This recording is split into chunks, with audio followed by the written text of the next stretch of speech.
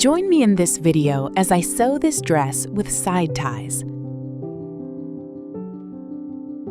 This dress combines two of our patterns, the Carla dress as the base, paired with the Julieta bodice pattern.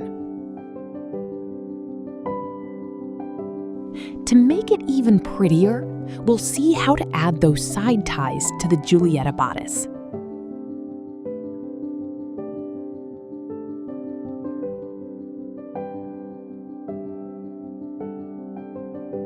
To sew this dress, I'm going to use a plain weave fabric that's a 50-50 blend of linen and viscose. But first, let's adjust the pattern. This is the bodice pattern for the Carla dress. And we're going to combine it with the Julieta bodice. This is very simple. You just need to join the pieces at the waistline. Starting at the center front, notice how the piece fits perfectly when you choose the same size. The waist is marked with notches. In this case, we're going to replace the side panel piece with the one from the Carla dress. And if we want to eliminate this waist seam, we just need to mark the seam allowance on the paper and tape both pieces together along the actual seam line.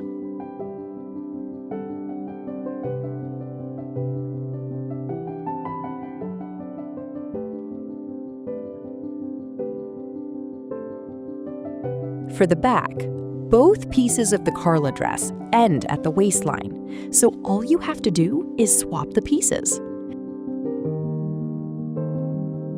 The backside panel is perfect, no changes needed. But remember that at the center back of the Julieta bodice, the waist section has no seam allowance. So in this case, you'll need to add a 1 centimeter seam allowance at the bottom. With that, the two patterns are now combined. Now, if you want to add a side tie, let's do it in a very simple way. You need to join the front and back side panel pieces along the side seam line. Be careful, I made a mistake here at first because I forgot to remove the seam allowance. If you need to join both pieces along the side seam, first remove the seam allowance.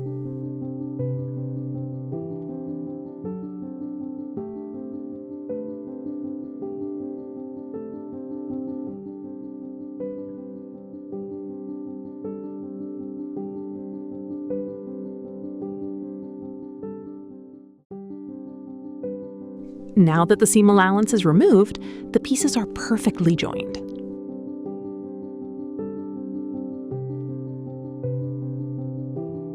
Next, we're going to create two new seams. To do this, at the waist, make a mark 3 to 4 centimeters from the side seam and connect this point to the armhole notches, both front and back.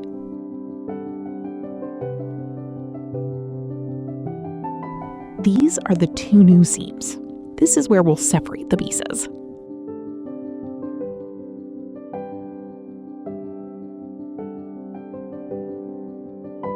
This is a super simple modification you can make to any of our mix and match patterns if you want to add a side tie.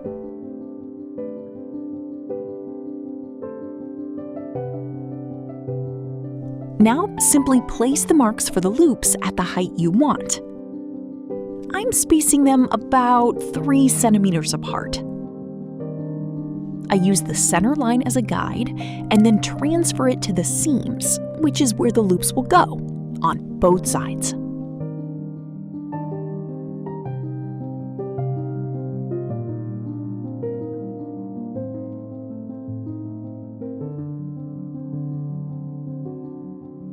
The pieces are now ready to cut.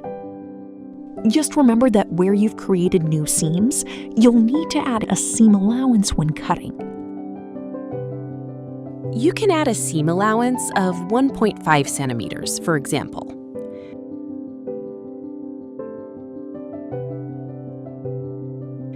Another small change I'm making from the original design is to lengthen the skirt by 8 centimeters at the hem. I just want it a little longer.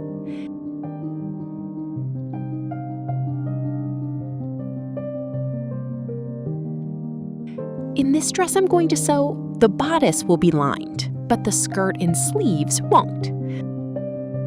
Since this fabric feels quite nice against the skin, I'm going to cut the lining from the seam fabric as the outer layer. That is, this linen-viscose blend.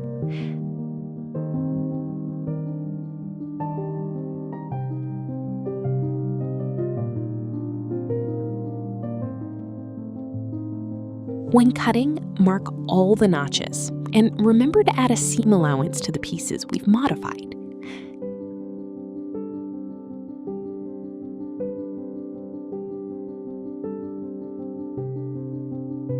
Here's an overview of the bodice pieces. We'll start sewing from the center out toward the sides. Starting at the center front, place the pieces right sides together and sew along the seam allowance.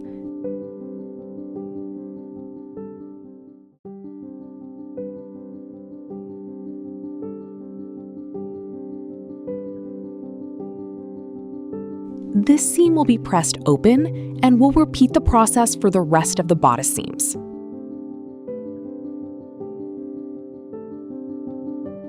Now we'll sew the side seams, adapting to the curve of the bust.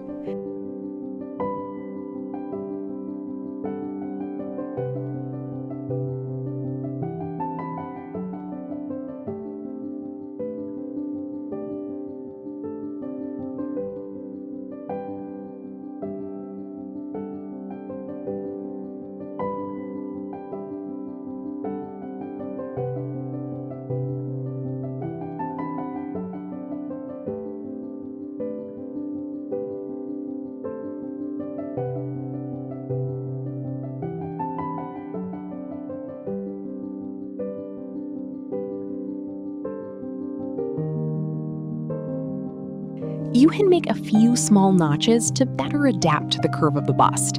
And as I always say, it's very important to use a sewing ham to properly press the curve in this area.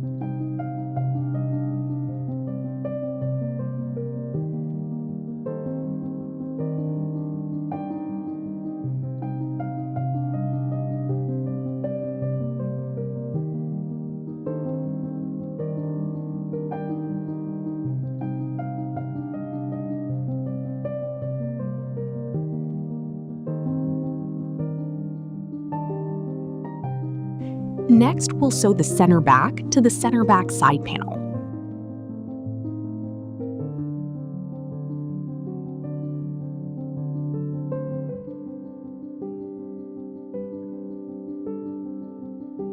And now is when we need to attach the loops to the side panel. To do this, we'll make spaghetti straps.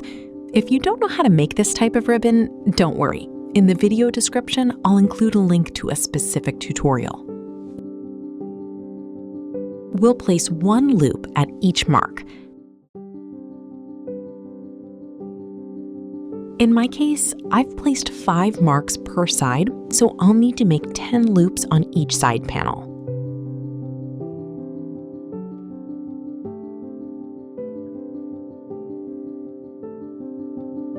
To make the loop, cut a strip of ribbon about 4 or 5 centimeters long.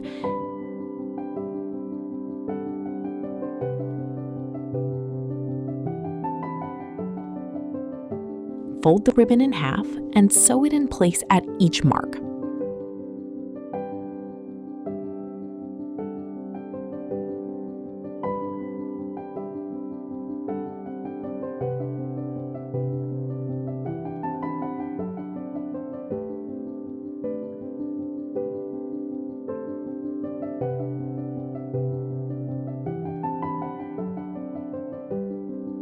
Starting with the back piece, place it right sides together with the side panel and sew along the seam allowance. Then do the same with the front piece.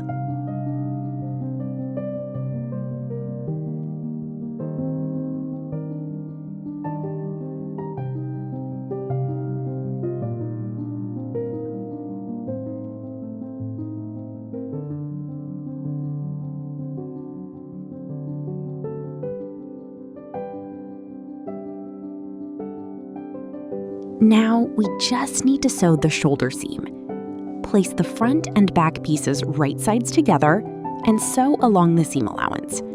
Press the seam open.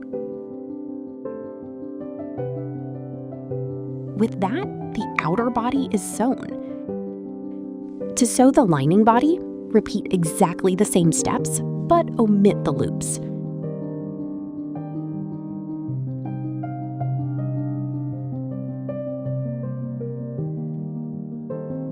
You'll need to join both bodies along the neckline. So place both pieces right sides together and sew along the seam allowance all around the neckline.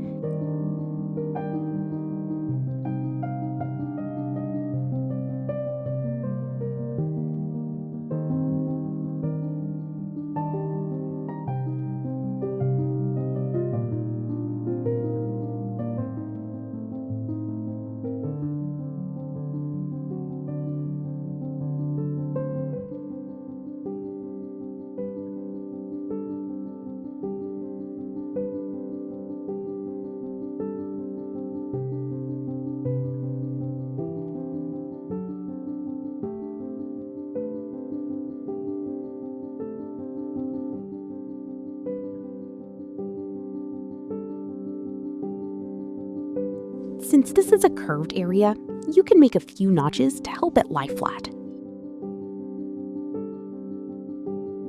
Then, turn the garment right side out, and optionally you can make an edge stitching along the neckline.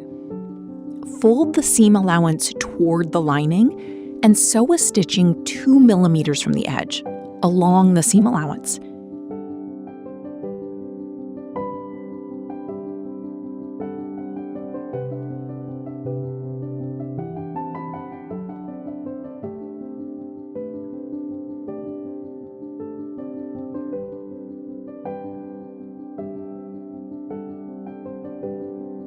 Now turn the garment right side out and press the neckline.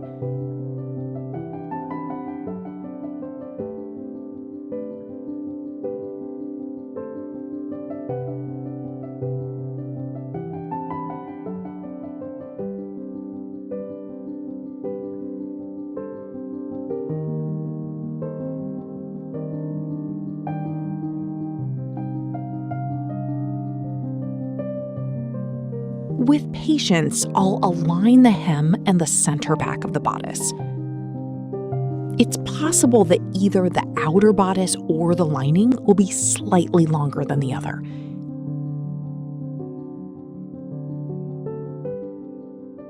What you need to do is adjust both layers of fabric so that no puckers form between them.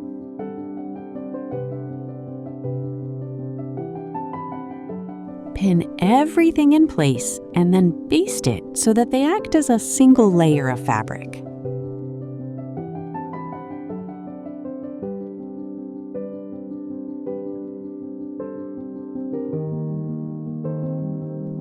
Now let's move on to the sleeves from the Carla dress pattern. We'll place the ends right sides together and sew along the seam allowance. Then we can finish the edge with the serger or with bias tape. If you're using bias tape, it shouldn't reach the bottom of the sleeve. It should stop 1 to 1.5 centimeters above it, so that it doesn't bulge when you make the hem. We're going to make a very narrow 3 millimeter hem, so fold 1 centimeter inward and sew a stitching.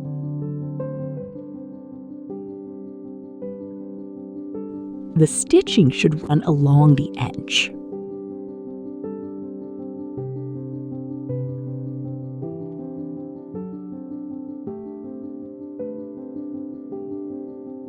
On the inside, trim off the excess fabric.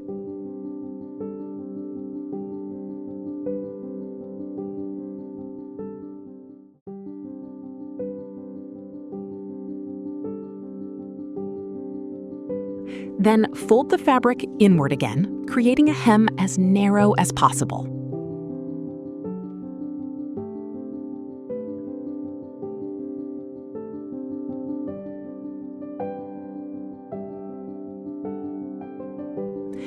We'll gather the top of the sleeve head because in the original Carla dress, the shoulder has elastic. But since the Julieta bodice does have a standard armhole, we'll gather the sleeve head so that the line fits properly.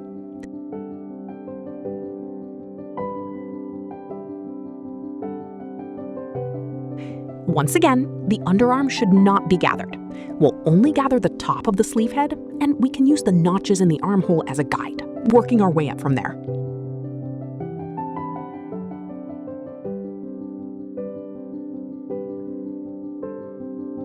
We'll start by placing the first pin at the underarm and work our way up to the notches at the armhole.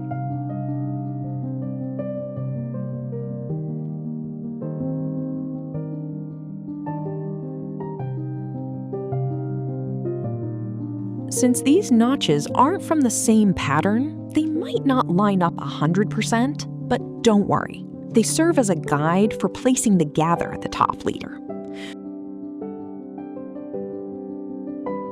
We'll adjust the rest of the length with the gather.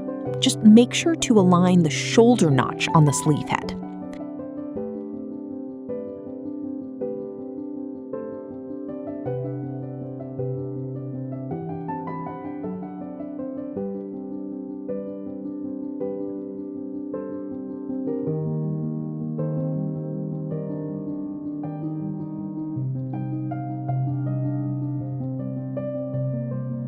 Stitch along the seam allowance, and the result will look like this.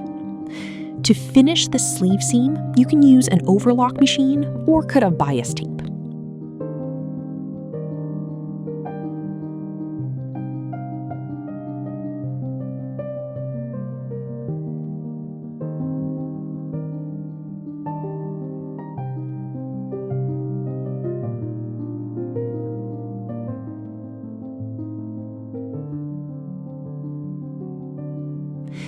The bodice is finished, so let's attach the skirt. The skirt is a very large piece. That's basically a half circle panel. It's a very simple seam. Perhaps the only complication is that there's a small point at the center front. Place a strip of interfacing on the skirt at this point. The interfacing will help prevent the fabric from fraying later when we make a small notch, so simply use a lightweight interfacing.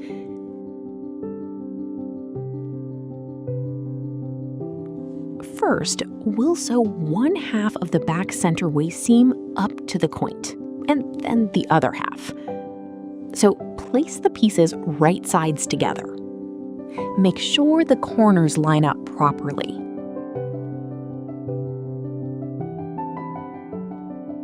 If you're unsure about this type of seam, don't worry.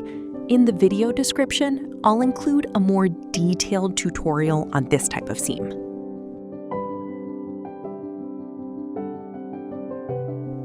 Stitch along the seam allowance, ending right at the point.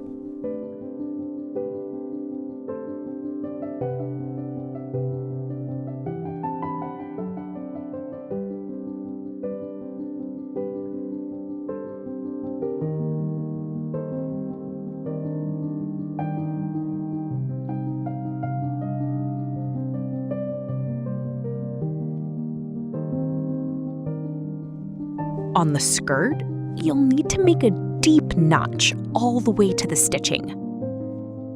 This will allow you to turn the fabric so you can better align the remaining seam, the other side of the waist. Shape the fabric and sew along the seam allowance.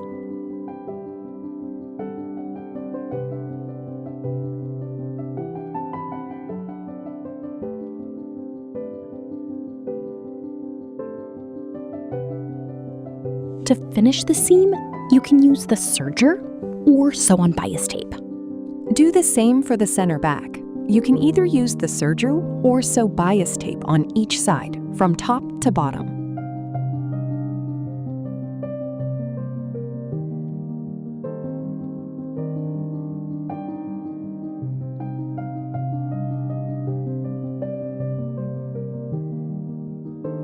Now all that's left is to sew in the zipper. In this case, I'm going to sew in an invisible zipper. Again, if you don't know how to sew this type of zipper, I've included a tutorial in the description.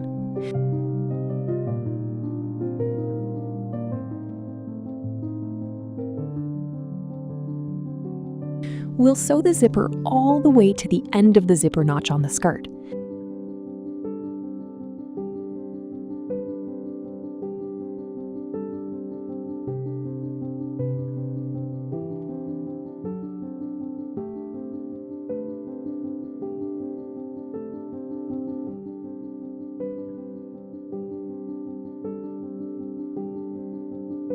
And we'll need to finish the center back seam from the hem to the end of the zipper.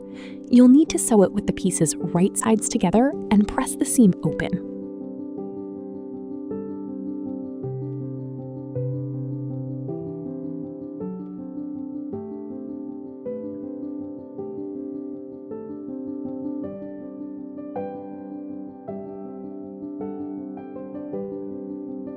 This is the final and very important step before hemming the dress. A circular skirt has many on the bias sections, which means that due to the weight of the fabric, some parts may sag more, resulting in an uneven hem. Be sure to measure the skirt's length carefully after leaving it hanging overnight, with the dress already sewn but with the hem still unfinished. This way, you can measure the correct length and trim the excess, just as I'm doing right now. Once you've trimmed the excess, you can hem it exactly the same way we did for the sleeves.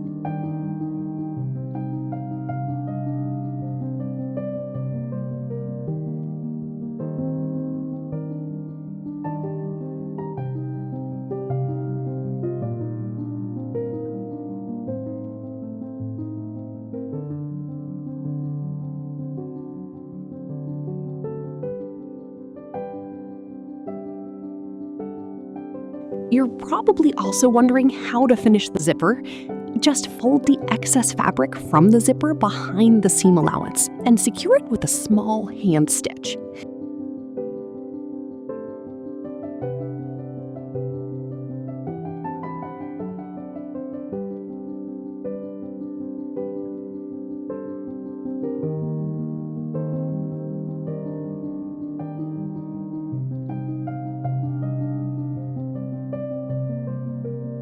And after finishing all these little details, all that's left is to sew on a couple of long spaghetti straps for the side ties, and with that, the dress will be completely finished.